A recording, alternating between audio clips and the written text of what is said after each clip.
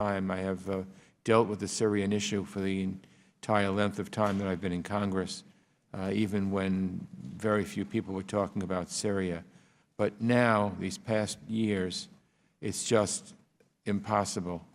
It really makes you cry.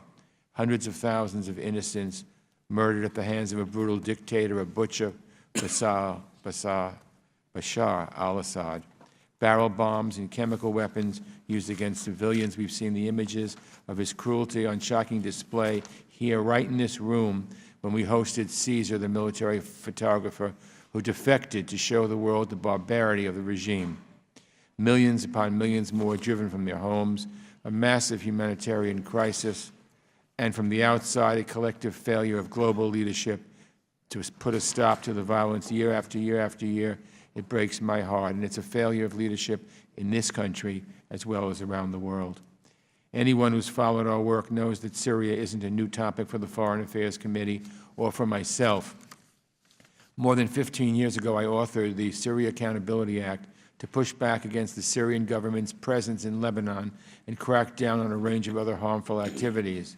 Early in the civil war, I called on the Obama administration to support the Free Syria Army in its fight against the brutal Assad regime, and I introduced the Free Syria Act, the first legislation to train and equip the Syrian opposition. I've authored legislation named for Caesar to track down on Assad's enablers, Moscow, Tehran, and to make sure American reconstruction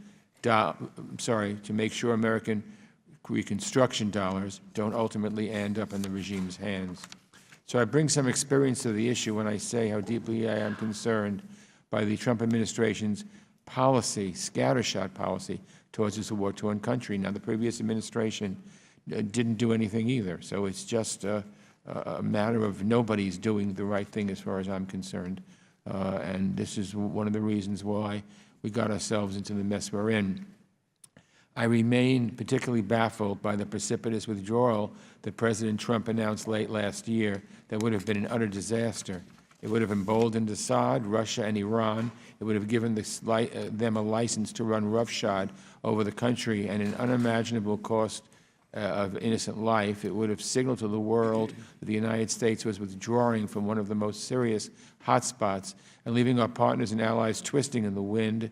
It was remarkable to see a Secretary of Defense, Mr. Mattis, resigned in protest, and I take my hat off to him for doing the only thing he could have done. That's just how ill-conceived that announcement was.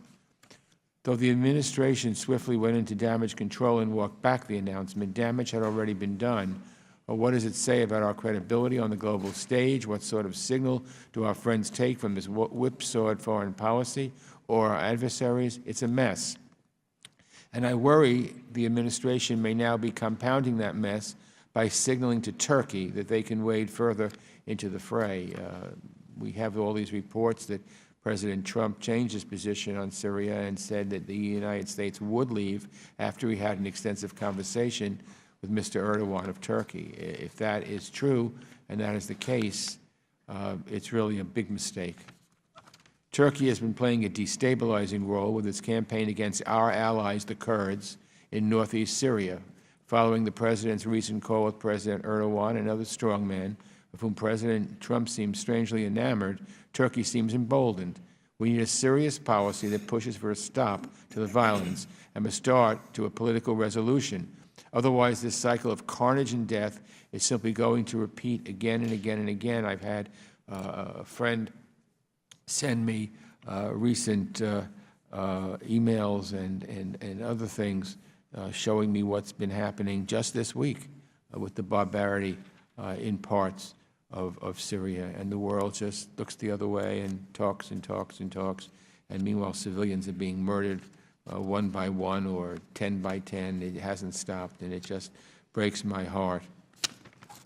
Every March, when we mark another year of this tragedy, I wonder what more we could have done to try to prevent the next grim anniversary. The legislation I've introduced would give the administration more tools, but the administration needs to devise a real strategy and flex the muscles of American leadership to help break the status quo.